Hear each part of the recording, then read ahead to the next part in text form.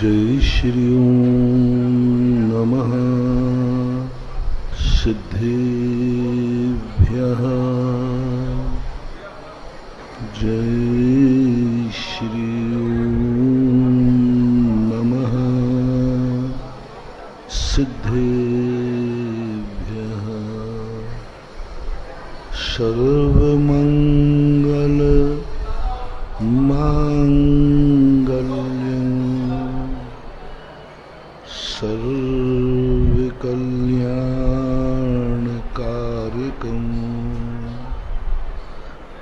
प्रधानं सर्वधर्माणां जैनं जयतु शासनं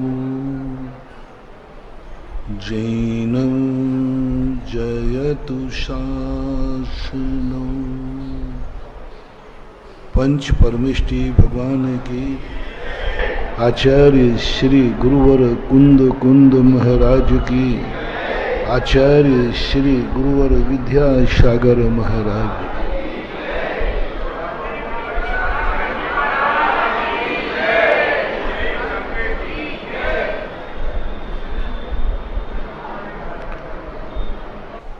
जब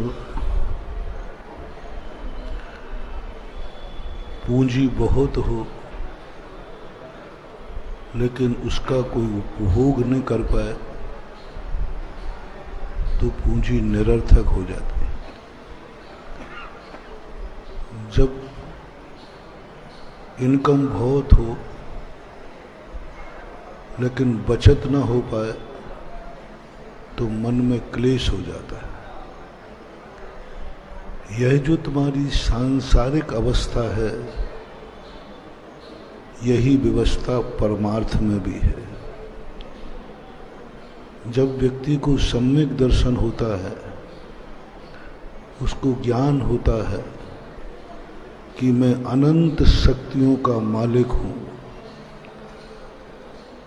हमारा अनंत शक्तियों का वैभव है, हमारे अंदर अनंत शक्तियां विद्यमान हैं, लेकिन उन शक्तियों का उपभोग न होने से वह क्लेश में चला जाता है, वह पश्चाताप में चला जाता है। अभी तक पश्चाताप नहीं था जब तक उसे ज्ञान नहीं था। अभी तक तो वो मानता था कि मैं तो कुछ है ही नहीं मेरे पास। जिसको ये मालूम हो कि मेरे बल्दियत में कुछ भी नहीं था तो उस बेटे को ज़्यादा संक्लेश नहीं होता। बोले पिताजी के पास नहीं था, हमारे पास नहीं, सीधी सी बात। लेकिन उस बच्चे को बहुत क्लेश होता है जब पता चले कि हमारे पूर्वज राजा महाराजा थे और आज हम किस दशा में है। वो उन पूर्वजों की स्मृति करके अपने आप को लज्जित महसूस करता है। इसी प्रकार सम्यक दृष्टि की दशा होती है। सम्यक दृष्टि को जब वैभव का पता चलता है अपने भगवान का, अपने पूर्वज तीर्थंकरों का, कि हमारे तीर्थंकर, हमारे पूर्वज, हमारे सलाका पुरुष इतने इतने वैभव वाले थे। अनंत ज्ञान था, अनंत दर्शन था, अनंत सुख था, अनंत वीर्य था, अनंत अव्ययवाद सुख था। और आज हमारे पास कुछ भी नहीं। उस समय वह व्यक्ति के मन में जो हूक उठती है, जो एक अंदर से लज्जा भाव आता है, बस यही उसकी होनहार भली का लक्षण है। जो अपने पूर्वजों की थाती को देखकर, अपने पूर्वजों की इज्जत को देखकर, अपने पूर्वजों के वैभव को देखकर स्वयं जब कमजोर पड़ता है तो ज्ञानी पुरुष लज्जित होता है। कहाँ मेरे पूर्वज थे और कहाँ मैं हूं, कहाँ मेरे पूर्वजों की इज्जत थी, कहाँ मेरी इज्जत है। किस प्रकार का बड़े आदमी से, बड़े वंश से जब वो छोटा बनता है तब ऐसा ही सम्यक दृष्टि सोचता है कि हमारा ये मोक्ष मार्ग किनका था? तीर्थंकरों का, अनंत शक्ति संपन्नों का, अनंत वैभव जिनके पास था। वे थे इस मोक्ष मार्ग के पूर्वज। वो थे हम जैनियों के पूर्वज। वो थे परम इस धर्म के संस्थापक, प्रतिष्ठापक, प्रवर्तक, उद्घाटनकर्ता, कुछ भी। वो इतने बड़े बड़े धर्म कर गए, मैं तो कुछ भी नहीं कर पा रहा हूं। वर्तमान युग इसलिए नहीं पढ़ा जाता कि वो महान थे। पूर्वजों की कथाएं इसलिए नहीं पढ़ी जाती कि वो महान थे। राम आदि की कथाएं, महावीर आदि के पुराण इसलिए नहीं लिखे गए कि वो भगवान थे। नहीं थे भगवान, हमें क्या लेना। पुराणों में महापुरुषों की कथाएं इसलिए लिखी जाती हैं कि हम अपनी औकात पहचान लें। क्या कहा? हमारे पूर्वज क्या थे। जब कोई राजा राजगद्दी पर बैठता है तो उनका जो पंडित होता है वो कहता है, राजन आप जिस गद्दी पर बैठ रहे हो, मालूम है इस गद्दी पर कैसे कैसे राजा बैठ चुके, उनका क्या रूप था, क्या वैभव था, सब बताते। क्या आप ऐसे हैं? आप पूर्वजों की क्यों कहानी सुनाई कि तुम्हारे दादाजी ऐसे थे, तुम्हारे ऐसे थे? क्या देना थे, मर गए, चले गए, क्यों सुनाया जा रहा है? जब मैंने इस पर सोचा, सुनाने का मतलब क्या है? वो तो चले गए। नहीं, उनको इसलिए सुनाया जा रहा है, तू भी उन्हीं का अंश है, तू भी उन्हीं का वंश है। तू कहाँ है और वे कहाँ थे? कहाँ थे? जयपुर में जब मैं था, वहां राजमहल में एक राज तिलक हुआ था। 300 पीढ़ी की वंशावली बांची गई और राज तिलक करते पेपर में आया था कि 300वीं पीढ़ी में इस वंश के मूल संस्थापक थे रघुवंशी श्री राम। उन्होंने कहा, सोच लो, इस गद्दी को रामचंद्र जी से शुरू हुई थी। उन वैसे ऐसे राजा महाराजा बैठ। आपने एक सीरियल देखा होगा, लोगों ने मुझे सुनाया, जब मैंने प्रवचन दिया तो लोगों ने कहा, महाराज एक सीरियल भी आया था राजा भोज या विक्रमादित्य का, जिसमें सिंहासन में पुतलियां थी। एक एक दिन एक पुतली बोलती थी, आप इस सिंहासन पर बैठने के पहले सोचो, ऐसे राजा बैठ गए हैं, क्या तुम ऐसे हो? 16 दिन तक 16 पुतलियों ने प्रश्न किए। यही चित्रण ठीक पूज्यवर जिनसेन स्वामी ने महापुराण में आपके उपदेश में दिया। जब बेटा 8 वर्ष का हो जाता है, जब बेटा 18 वर्ष का बालिक हो जाता है, उस समय पूरा परिवार बैठता है, पूरी समाज बैठती है, मंदिर में पंचायत बैठती है। सब कहते हैं कि अब तू 8 वर्ष के हो रहे हो, तो अभी तक तो तुम्हारी कोई जाति नहीं थी, कोई धर्म नहीं था, आप जन्मता जायते शूद्र। अब आप जैन जाति में मिलना चाहते हैं तो वहां की पंचायत कहेगी, क्या आप इन गुणों का पालन करोगे? जैन जाति में रहने वाला इसको पालन करेगा तो तुम्हें जाति में आज की जनगणना में लेता हूं, समाज की पांडुली में आपका नाम लिखा जाएगा। नहीं कर सकते हो तो हम तुम्हें अपनी जाति में जनगणना में नहीं लेंगे। समाज का निर्णय होता, ये नियम पालना पड़ेगा। हमारी जाति पवित्र जाति है, उच्च जाति है। क्या आप इतने हैं? इसी ललितपुर के पास में एक देवगढ़ क्षेत्र है। देवगढ़ की एक बहुत पुरानी घटना है, बहुत पुरानी, 700-800 साल पुरानी, 400-500 साल, लेकिन सैकड़ों वर्ष पुरानी। एक विधान हो रहा था। इधर कहीं दूसरे राज्य में एक राजा ने आक्रमण करके उनके राजा को छीन लिया। राजा ने कहा जो भाग सकते हैं भागो, क्योंकि हम हार चुके हैं और सामने वाला राजा आताताई है, वो तुम्हारे धर्म को सबको नष्ट कर देगा। लोग वहां से भागे और भागते भागते बेतवा नदी पार की, और बेतवा नदी के पार करते देवगढ़ में विधान चल रहा था। हजारों लोग उस विधान में थे और विधान में भोजन चल रहा था। वे सारे लोग आकर के भोजन में जाकर पंगत में बैठ गए, इसलिए कि मैं छुप जाऊं, बच जाऊं। सैनिक आए, उन्होंने देखा अरे यहां तो धार्मिक विधान चल रहा है, भोजन है, वो लौट गए।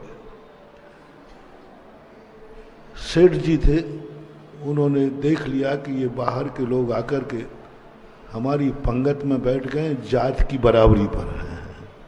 पहले जात पात चलता था, उन्होंने कहा भोजन करने दो। भोजन शुरू करने के बाद दुश्मन को भी नहीं उठाया जाता।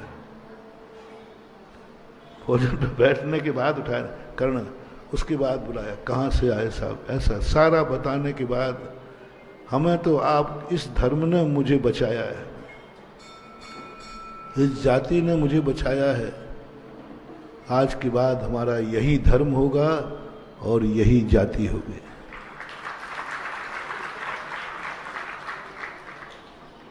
जैनी तो बहुत आगे के होते हैं। बोले साहब आपके मिलने से क्या होता है, जब हम मिलाएंगे तभी तो मिलोगे। हमारी जाति में तुम मिलकर के क्या करोगे? हमारी जाति बुद्धिमान जाति है,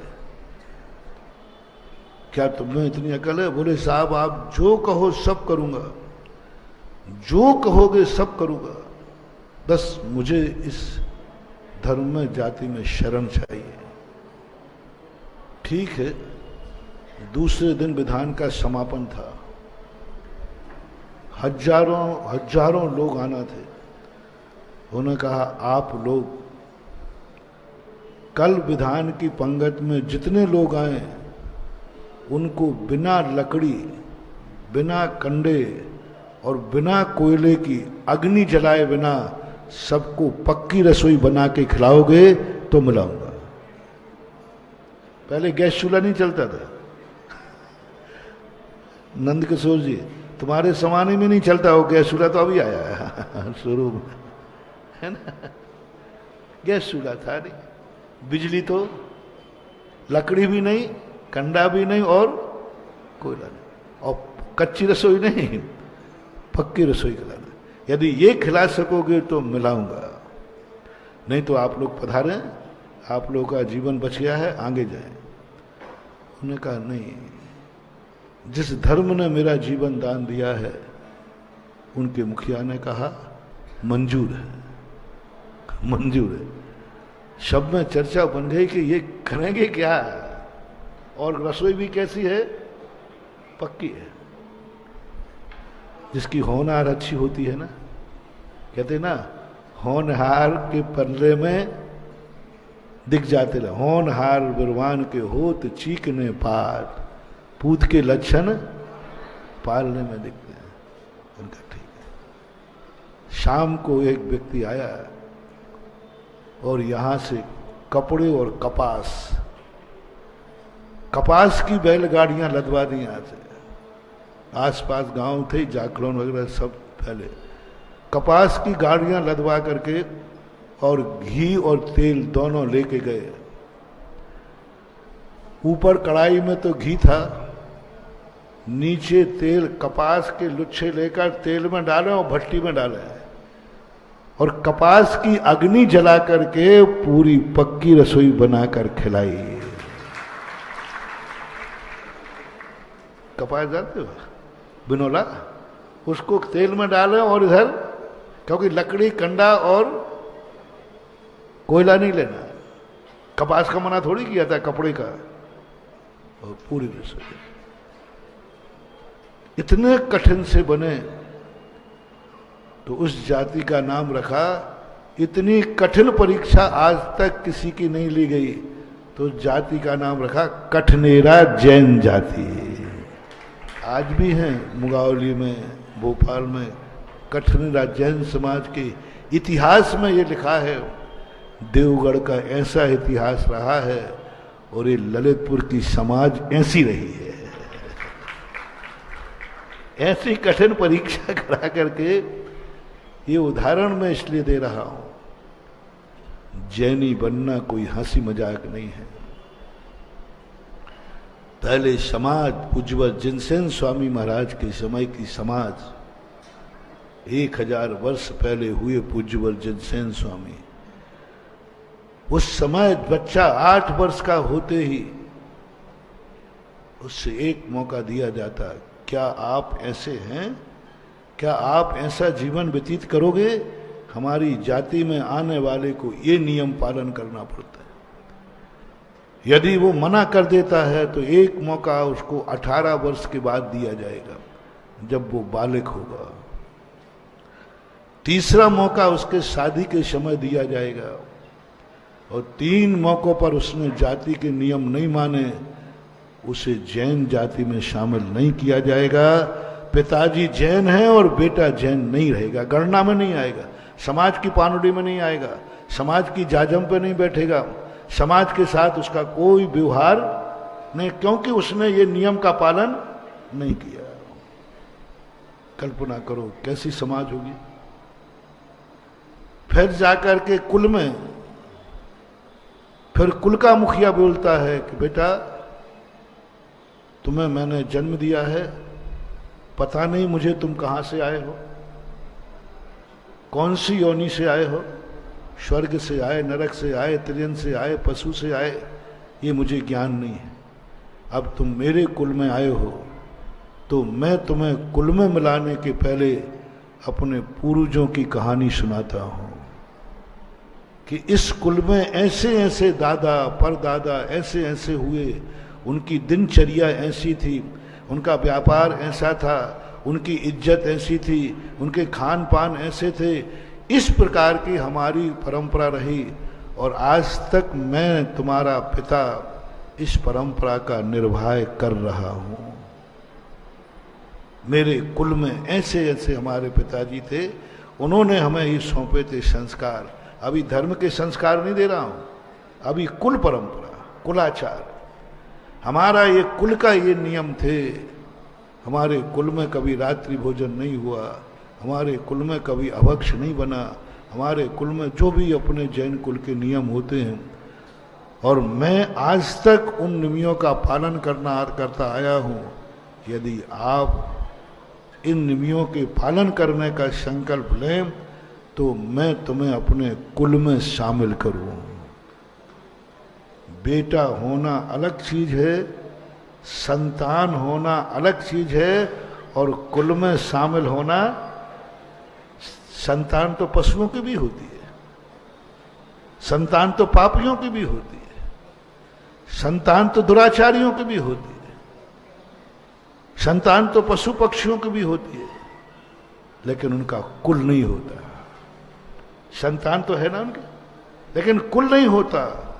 कुल मात्र होता है आर्य खंडों में, आर्य पुत्रों में, उच्च जाति में, उच्च कुल में कुल होता है।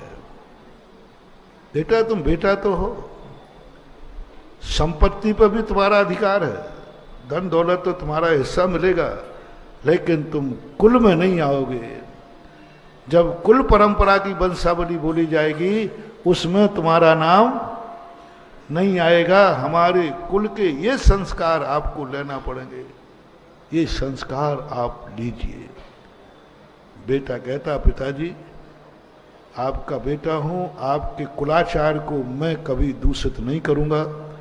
आपके हमारे पूर्वजों ने जो कुलाचार पालन किया है, मैं नियम लेता हूं जीवन के अंतिम समय तक इस कुलाचार का मैं पालन करूंगा। तब वह पिता अपने कुल के नाम पर अपने पीढ़ी का नाम लिखता है कि अब मेरे बाद यह मेरी पीढ़ी मानी जाए, क्योंकि इसने कुलाचार का नियम ले लिया। बोलो, क्या आज ऐसा होता है?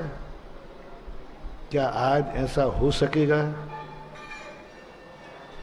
कैसा था अपना अतीत, कैसी थी अपनी समाज? आज कहाँ है समाज? क्यों? क्यों? क्या बच्चे नहीं हैं? क्या बच्चे मानेंगे नहीं? क्या बच्चे नहीं हैं? क्या बच्चे मानेंगे नहीं? बोल दो, आप लोग बोलो। हाँ महाराज बच्चे नहीं मानेंगे। चलो मैं बच्चे की गारंटी ले रहा हूं, बाप तो मान जाए। बच्चों की मैं गारंटी ले, क्योंकि 8 साल के बच्चे के पास इतनी औकात नहीं है कि वो अपने परिवार की बात को ठुकरा दे। कोई बच्चे में ऐसी ताकत नहीं शुरू से जो तुम कहो वो ना माने। बच्चा तुम्हारी गोद में है, वो अबोध है, वो कुछ नहीं जानता। अब तुम किस मुंह से बच्चे से कहोगे? क्योंकि तुम खुद जाति से भ्रष्ट हो, तुम खुद सारे नियमों से भ्रष्ट हो। तुम खुद रात में खा रहे हो, तुम खुद मंदिर नहीं जा रहे हो, तुम खुद पूजा नहीं कर रहे हो, तुम खुद अभक्ष सेवन कर रहे हो। अब किस मुंह से कहोगे बेटे से? अच्छा, पंच भी किस मुंह से कहें? सुन रहे हो रे पंच लोगों? है पंच भी किस मुंह से कहे कि हे बेटा तुम्हें अपनी जाति में मिलाता हूं, इस जाति के ये नियम हैं, पंच ही उन नियमों से भ्रष्ट हैं। अब क्या करें? बाढ़ खेत खाने लगे, पंच करे अन्याय, फिर न्याय कौन पर जाए? बागड़ा ने ही खेत खा लिया, पंचों ने ही अन्याय कर दिया। पंच कौन चुना जाता था?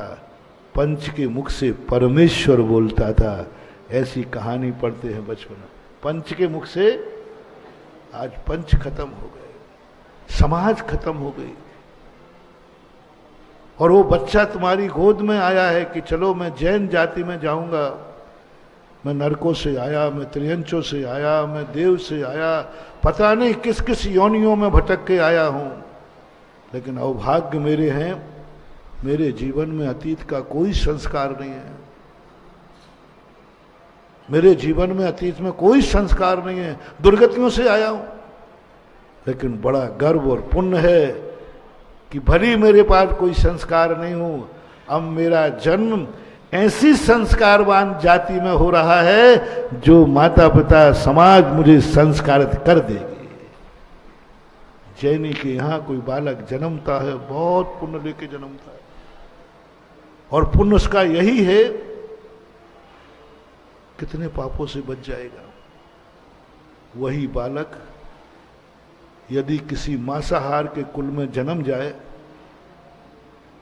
और वो मांसाहारी कुल का बेटा मेरे पास आए, तो मेरा समय किस में जाएगा? पहले उसके मांसाहार को त्याग कराने में, एक मछली का त्याग कराने में, कौए का मांस त्याग कराने में।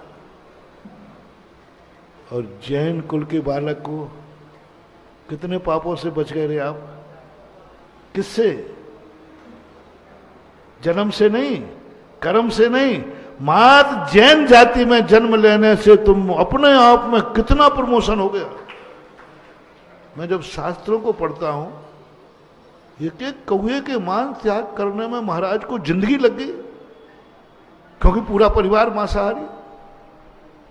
एक को सम्यक दर्शन मंदिर बुलाने में, जब भगवान का पहचान कराने में जिंदगी लग गई, लेकिन बारे बार जैन कुल में जन्म लेने वाले कितने आगे हैं। एक कौए के मांस त्याग करने वाला व्यक्ति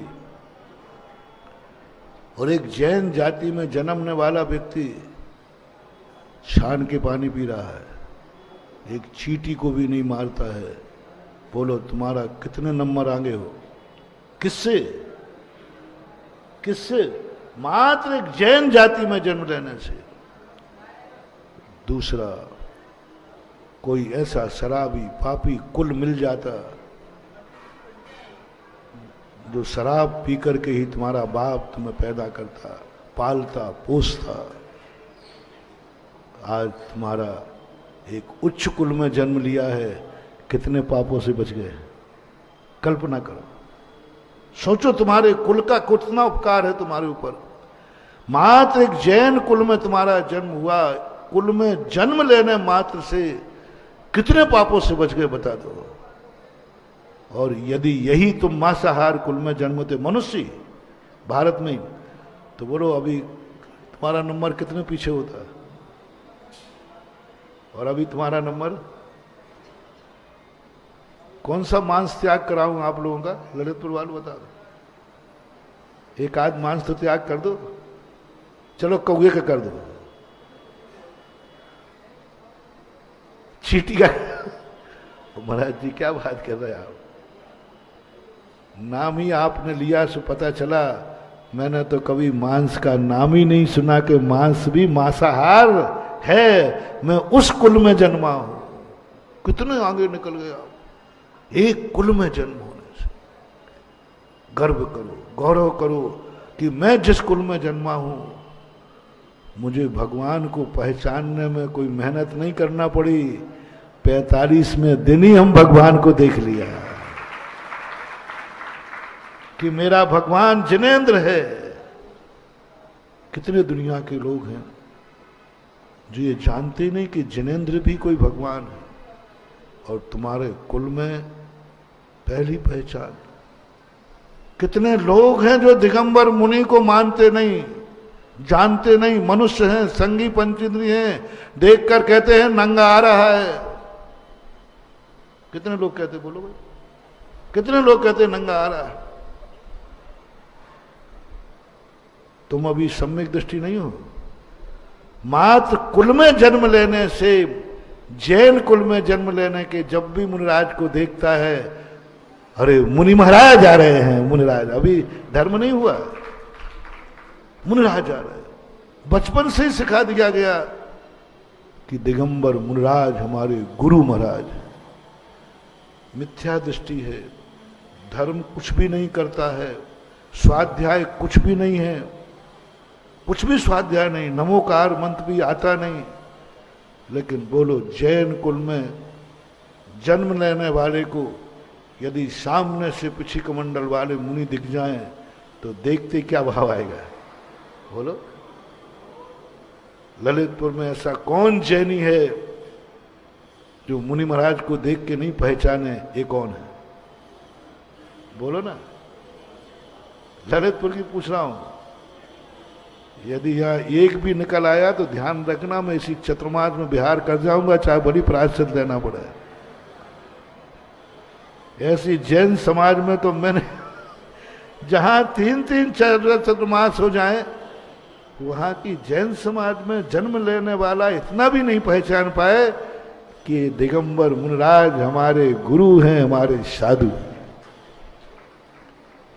मुझे तो विश्वास है कि शायद ललितपुर में तो कोई जैनी तो दिगंबर मुनि को नहीं जानता।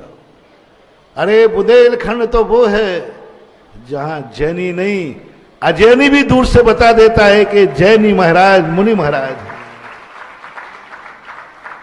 वो तो छोड़ो, बुंदेलखंड के डाकू भी जानते हैं। कौन? डाकू भी जानते हैं। मैंने संस्मरण सुनाया था ना ये बुगावली का। रात में वहीं मैं था, जंगल में रुका था, और वही डाकुओं के रात्रि में लूटकर आने का स्थान था।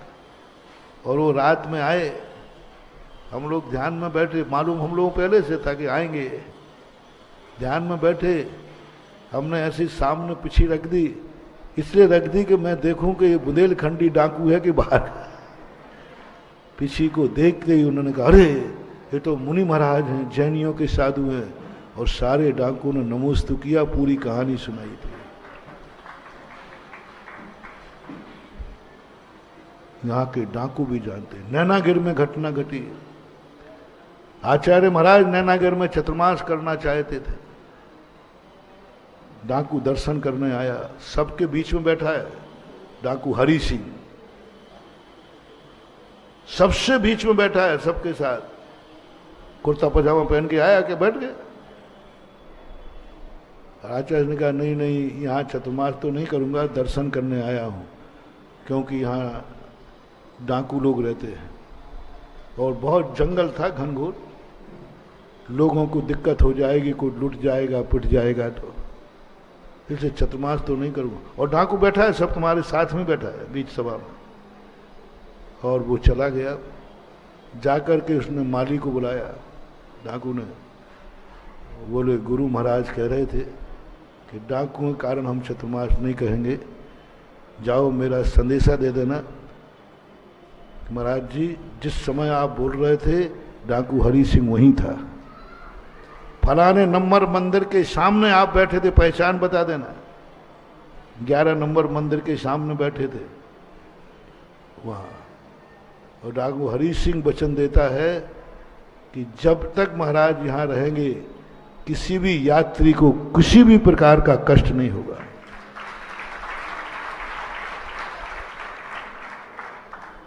आचार्य सिंह ने भक्तों की बात पर तो विश्वास नहीं किया,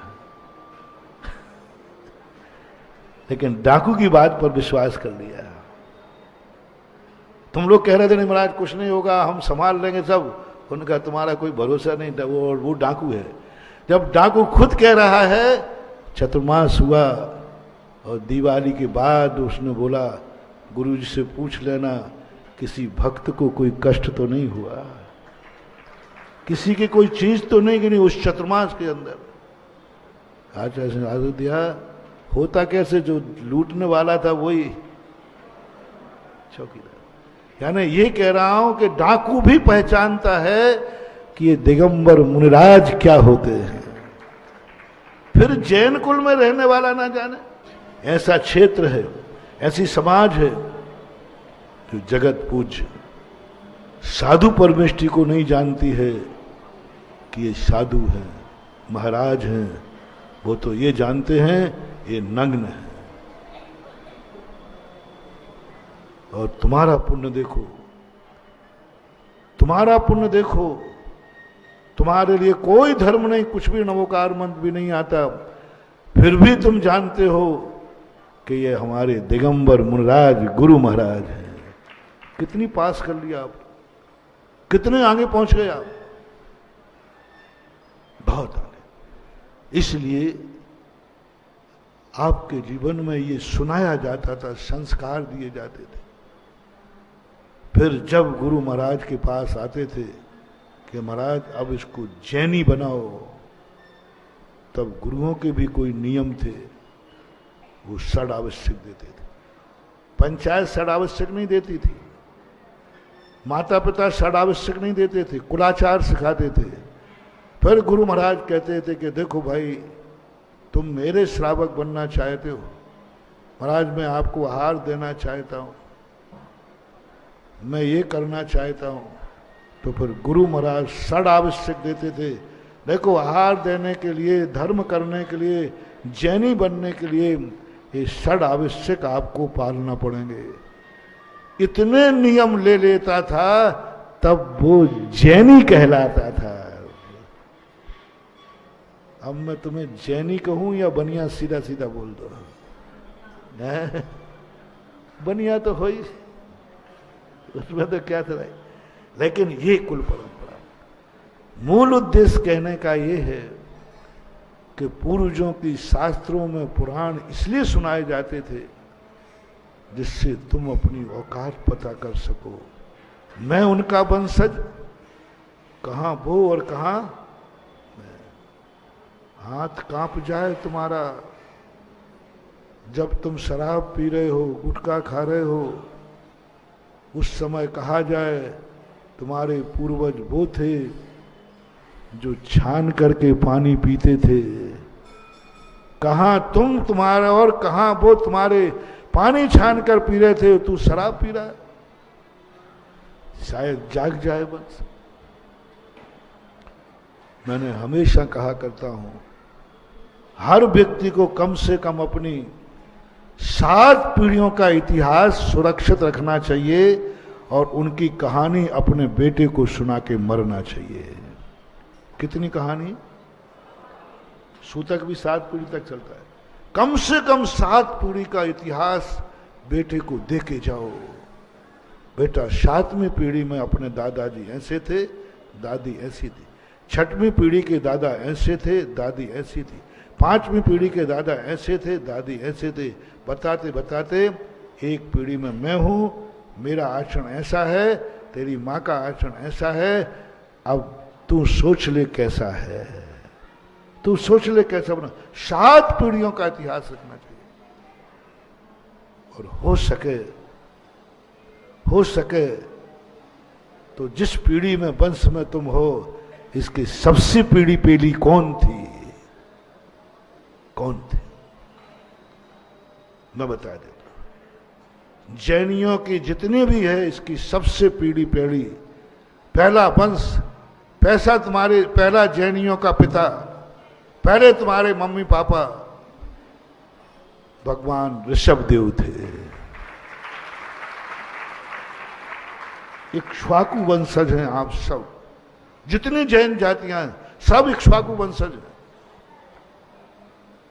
अजैन लोग इक्ष्वाकु वंशज नहीं, वो नहीं कह रहा हूं, वो भी है, लेकिन जैनी जितने हैं सबका मूल वंश है इक्ष्वाकु वंश। इक्ष्वाकु वंश के बाद 2 वंश बने, सोम और सूर्य वंश, 2 वंश बने। बाहुबली का वंश से चला सोम वंश, भरत चक्रवर्ती के बेटे से चला सूर्य वंश। फिर वंश के उपभेद होते रहे, लेकिन मूल है ऋषभदेव। अब आप कभी गुरु से पूछना जा करके, गुरु महाराज हमारे वंश का मूल क्या है, तो सबको क्या बता दिया, इक्ष्वाकु वंशज। अब इक्ष्वाकु वंशज के राजाओं की लिस्ट उठाओ, बीच की न मिले तो ऋषभदेव की उठा लो, वो कैसे थे। घर में, महाराज नहीं बना रहा हूं, चिंता नहीं करना, नहीं महाराज नहीं बनाऊंगा। घर में रहे हैं कि ऋषभदेव के नहीं रहे? उन्होंने भी गृहस्थी बसाई है कि नहीं? उनका परिवार था, शादी किया, बच्चे हुए, सब कुछ था। वो कैसे रहे? पढ़ो महापुराण। मैं महापुराण इसलिए नहीं पढ़ा रहा हूं, जनसेन स्वामी ने महापुराण इसलिए नहीं लिखा है कि उसमें आदिनाथ का जीवन है। आदिनाथ भगवान ऐसे थे, आदिनाथ, उनकी कहानी सुनाने के लिए नहीं लिखा है। उन्होंने किस लिए लिखा है कि तुम्हारे पूर्वज कैसे थे और तुम कैसे हो, इस तुलना करने के लिए लिखा है। अब आप सबको एक बार आदि पुराण पढ़ना है, इसलिए नहीं कि वो आदिनाथ का है, इसलिए कि हमारे, बोलो ना, एक बार बोल दो, मुंह से बोल दो, हमारे वंशज, बस इस नाम से पढ़ लो, बस तीर्थंकर के नाम से नहीं। अरे राम राम राम, वो तो तुम पढ़ोगे ही नहीं, वो मैं पढ़ लूंगा, मैं भगवान के नाम से पढ़ लूंगा। तुम पढ़ लो कि वो मेरे वंशज थे, हमारे पूर्वज थे। पूर्वज के नाम से आज मुझे गुरुमुख से पता चला कि हमारे मूल पूर्वज ऋषभदेव थे। तो उनका पूरा जीवन परिचय, उनका पूरा भाई बेटा आपको याद करना। कोई पूछे कि क्यों आदिनाथ का चरित्र क्यों पढ़ रहे हो, कोई धर्मात्मा बनने का भाव है क्या? नहीं नहीं नहीं, वो नहीं है, ये हमारे पूर्वज हैं और पूर्वज का सारा ज्ञान मुझे होना चाहिए। पूर्वज की पूरी भाई बेटा पूरा उनका परिचय मेरे पास होना चाहिए और उनकी दैनंदिनी मुझे मालूम होना चाहिए कि हमारे पूर्वज, प्रथम पूर्वज ऋषभदेव 24 घंटे कैसे निकालते थे, क्या दिनचर्या थी। फिर उनका बेटा भरत चक्रवर्ती कैसा था, फिर उनके बंधे ऐसे पढ़ते पढ़ते तुम सारा पढ़ते आओ, उसमें से अब तुम हो, क्या वैसे हो? पहला निर्णय यदि हो तो गर्दन ऊंची उठा लेना, प्रभु आदिनाथ को नमस्कार करना, हे पूर्वज आज तक तो मैंने तेरी पूरी परंपरा निभाई है, अब मेरी गोदी में बेटा आया है, आशीर्वाद दो, ये परंपरा में इसके तक भेज दूं, ये पिता को। महाराज देखो आप नहीं कर पाएंगे, बोल दो वैसी चर्या नहीं कर पाएंगे, वैसा आचरण नहीं कर पाएंगे, नहीं कर पाएंगे महाराज। चलो कोई बात नहीं, कम से कम अपराध तो स्वीकार कर लो, कम से कम ये तो कह दो कि हाँ जो मेरा वंश था वैसा मैं नहीं कर पा रहा हूं, थोड़ा अंतो जज्जामी, दो आंसू टपका दो आंखों से, थोड़ा गिलानी भाव करो और अपने आप को धिक्कार दो। क्या बोलो? मुझे धिक्कार है जो मैं अपने कुल का आचरण पालन, ये दो रास्ते, या तो कुलाचार को स्वीकार करो और या फिर अपने आप को धिक्कार दो। धिक्कार है मुझे कि मेरे कुलाचार में, मेरे कुल में ऐसा होता आया, ऐसा आचार विचार था, मैं नहीं कर पा रहा हूं, थोड़ा टीस तो लग जाए कम से कम। यदि टीस लग जाएगी तो शायद तुम ज्यादा नहीं पाल पाओगे, तो इतने तो नहीं गिरोगे कि तुम्हें नाली में से उठा के लाना पड़ेगा। किस कारण से? इतने तो नहीं गिरोगे कि तुम नाली में पड़े मिलोगे, क्योंकि तुम्हें टीस लग गई कि मैं वो नहीं कर पा रहा हूं जो करना चाहिए। रात्रि भोजन करो तो बस कर लेना, मैं मना नहीं कर रहा हूं, बस थोड़ा सा अपने आप को धिक्कार देना, टीस लग देना। हमारे पूर्वज, हमारी पीढ़ियों में वो दादाजी थे जो रात में पानी भी नहीं पीते थे, और तुम रात में क्या क्या खा रहे हो? बस ज्यादा गड़बड़ नहीं करूंगा, दवाई थाली नहीं था, थाली तो तुम खा लेना, बढ़िया खा लेना, बस एक इतना सा याद करके खा लेना, बस याद करके। और यदि आपके मन में टीस लग जाए, नहीं मेरे पूर्वज पानी नहीं पीते थे, कम से कम मैं अन्न का त्याग करता हूं, पूरा तो त्याग नहीं कर पाऊंगा। मेरे पूर्वज पानी भी नहीं पीते थे, कम से कम मैं ज्यादा त्याग नहीं करूंगा, तो कम से कम अन्न की वस्तु का त्याग तो करते ही हो। चलो ज्यादा त्याग नहीं कर पाऊंगा, समय तो बांध लूंगा कि इसके बाद मैं नहीं खाऊंगा। कुछ तो करो, अंश भी सही, एक नंबर सही। वो तो पूरे नंबर ले गए, पानी भी नहीं पीते थे, तुम कुछ तो करो कि मैं रात में यह चीज नहीं खाऊंगा, रात में इतना चीज नहीं खाऊंगा। चलो और कुछ नहीं सही, इतना कर लो, अष्टमी चौदस को रात में नहीं खाऊंगा, और क्या बताओ, अब उससे ज्यादा और क्या गिराओ? अष्टमी चतुर्दशी के दिन नहीं खाऊंगा, पर्व में नहीं खाऊंगा, इस प्रकार से अपने वानराम कुछ ना कुछ एक अंश जो तुम्हारे पूर्वजों में गुण था, उसका एक नंबर का भी अंश है तो कम से कम है। तो हमारे पास तो एक नंबर भी नहीं है।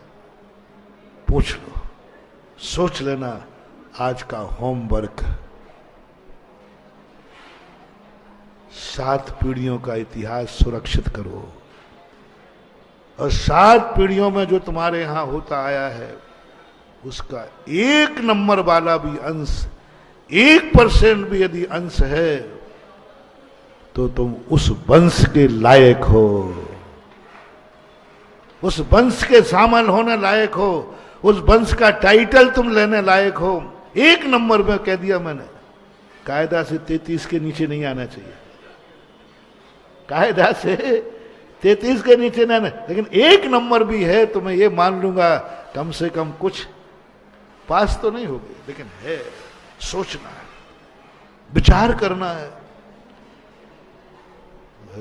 7 पीढ़ियों का, 7वीं पीढ़ी में तुम्हारे कौन थे, उनका नाम, 7वीं पीढ़ी की दादी का नाम, उसकी दिनचर्या किसी के पास है ललितपुर में? बाहर वाले भी आए, जयपुर वाले बता दें। जैन साहब, तुम पुलिस में बहुत रिकॉर्ड रखते आए हो। हाँ, इनके पुलिस में, थानों में बहुत रिकॉर्ड होते पीढ़ी में। बस एक रिकॉर्ड और बता दो, 7वीं पीढ़ी के दादाजी कौन थे? नंद किशोर जी, पहाड़िया? नहीं। कोई XYZ? नहीं है। बहुत बड़ी भूल हुई है। 7वीं पीढ़ी पूछिए, आ जाएगा। थोड़ा सोचने पे हो सकता है आ जाए, इसलिए तो मैं कह रहा हूं कि सब लोग खोजे। ठीक है, ठीक है, एक आध को याद आ गई। थोड़ा टाइम तो लग गया सोचने में, एकदम नहीं आया। सोचो, याद करो, उनकी जीवनचर्या याद करो, पूछो। चलो कोई बात नहीं महाराज, आज तक किसी ने बताया नहीं। हम लोग तो क्या हैं, हम लोग तो यूज एंड थ्रू, बाप मर गया भूल गया, खत्म, लेना देना नहीं। आप दुनिया भर की पंचायत में लगा रहे हो हमें। अरे 2 दादाजी मर गए, उनको क्या याद करना? आए थे, गए थे, चले गए, अब उनको याद करो। अब आप बने, एक नया काम और दे दिया। ओहो, कैसा है रे युग। कह दो महाराज, हम तो जिंदगी बाप को भूल जाते हैं, और आप कुछ गलत तो नहीं कह दिया हमने? ऐसा हो रहा है, सभी नहीं कह रहा हूं। ऐसे कुछ मिल जाएंगे कि नहीं दुनिया में? बोलो, मिलेंगे? हैं ऐसे जो जिंदा बाप को भी भूल जाते हैं कि ये मेरा बाप है, जीवित मां को भूल जाते हैं कि ये मेरी मां है। और हम कह रहे हैं, हमारा इतिहास कह रहा, 7वीं पीढ़ी को याद करो। अभी तक तो मान लो तुम भूल गए, कोई बात नहीं। बेटों से मेरा कहना है, आज से तुम अपनी पीढ़ी का इतिहास सुरक्षित रखे, बेटों को सौंप के जाओ। चलो आज से शुरू कर लो, क्योंकि आज जो युग है कल मिलने वाला नहीं है। आज जो संस्कार हैं कल मिलने वाले नहीं हैं। आज जो नियम धर्म है कल ये भी मिलने वाला नहीं है। तो आज जिस ढंग से अपना पतन हो रहा है, जिस ढंग से पाश्चात्य संस्कृति हमारे घरों में, हमारी समाज में प्रवेश कर रही है, वो दिन प्रतिदिन बिगड़ना ही है। आज से शुरू कर दो। तुम्हारे पिताजी दादाजी जिंदा हों, जिसके दादाजी जिंदा हों, वो दादाजी के पास बैठ करके, कम से कम दादाजी को पापा जी तो याद हो गई, दादाजी को तो दादाजी याद हो गई, तो तुम्हारे पास 6 पीढ़ियां हो जाएंगी। दादाजी तुम और बेटा, और दादाजी को अपना दादाजी, आपके दादाजी कौन थे? आज हर व्यक्ति जिसके घर में दादाजी जिंदा हैं, वो दादाजी से पूछेगा, दादाजी आपके दादाजी कौन थे? वो दादाजी की जीवनचर्या क्या थी, उनकी इज्जत क्या थी, उनकी शान सौगात क्या थी, उनका दिन 24 घंटे की चर्या क्या थी, वो बता दे। नहीं बताएं तो कम से कम पूछना, आपके पिताजी कौन थे दादाजी, उनकी जीवनचर्या क्या थी, नोट करना, डायरी में नोट करना। फिर तुम्हारे दादाजी की चर्या नोट करना कि तुम्हारे दादाजी कैसे हैं, फिर पिताजी की चर्या नोट करना। और ये जितने तक तुम्हें मिल जाए, उसके बाद से आज से पीढ़ी शुरू करके, और वो इतिहास मरने के पहले जब तुम वसीयत दो, तो ये वसीयत की डायरी भी उसको दे देना। हमारे यहां परंपरा यही है, हमारे मोक्ष मार्ग में परंपरा,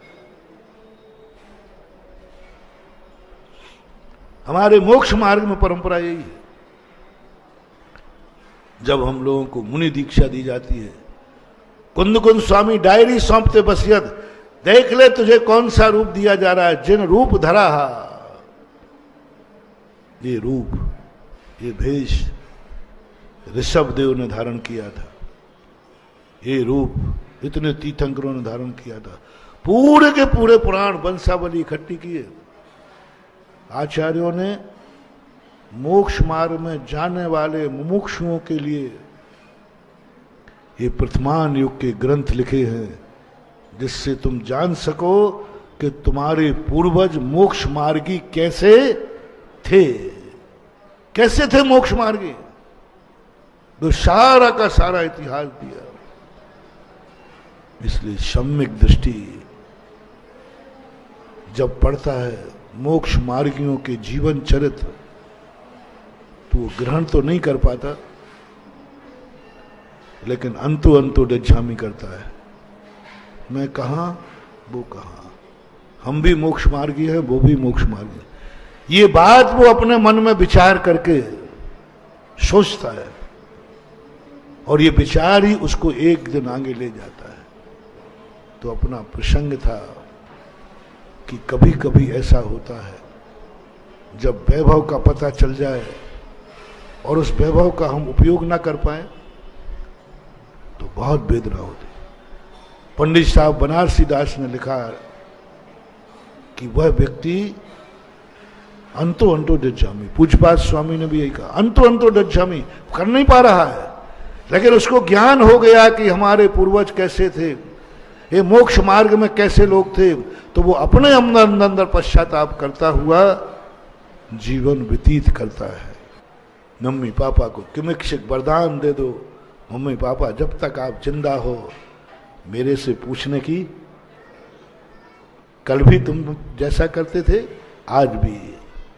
पैसे मांगना पड़े मां के लिए, एक एक पैसे को तरसती है मां, और तुम्हारा पैसा पत्नी के पास रखा है। पत्नी नहीं तरस रही, आजकल की पत्नियां नहीं मांगती है, थोड़ा हेल्प करो, आप लोग करो ना हेल्प। आजकल की पत्नियां नहीं मांगती, वो कहते क्या मांगना, बोलो क्या है, बल्कि उल्टा तुम्हें मांगना पड़ता है। लेकिन बेचारी मां बेटे से मोहताज हो रही, बहू दे देवे, बेटा दे देवे, तो मन कर रहा है कि आज एक छोटी सी बोली ले लेवे। कल युग के माता, पाप के लिए नहीं कह रहा हूं, कल युग के बेटों के बाप, कल युगी बेटे ऐसे हो गए कि माँ बाप को धर्म कार्य में 2 पैसे देने के लिए सोचना पड़ता है कि बेटा बहू की कृपा हो जाए तो।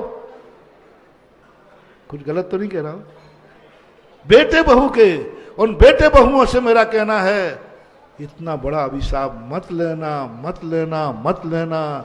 मम्मी पापा को तुम्हारे सामने भिखारी मत बनने देना, मत बनने देना, मत बनने देना। वो तुमसे नहीं मांग पाए। जब ये हाल देखा तब सासू के मुख से निकला, जब से ये आई है अब ये बहू नहीं है, अब तुम बोलो, तुम बोलो, तुम बोलो, तुम बोलो, तुम बोलो, अब बहू नहीं है, कौन हो गई? ये है चमत्कार। आपके लिए एक ही आदेश है, तुम्हारे आने के बाद भी उस माँ का बेटा बेटा ही रहने देना, तुम्हें सारी जिंदगी देवी बन करके पुजवाऊंगा मैं। जब तुम्हारा पति तुम्हें पैसा लाके दे, नहीं, मेरे आने के पहले किसको देते थे? माँ को। मेरे आने के पहले आप किसके पास बैठते थे? माँ के पास। मेरे आने के बाद तुम्हारी चाहत के माँ के पास। आज भी माँ जिंदा है, मैं इस घर में बहू बन के आई हूं, डायन बन के नहीं रहूंगी।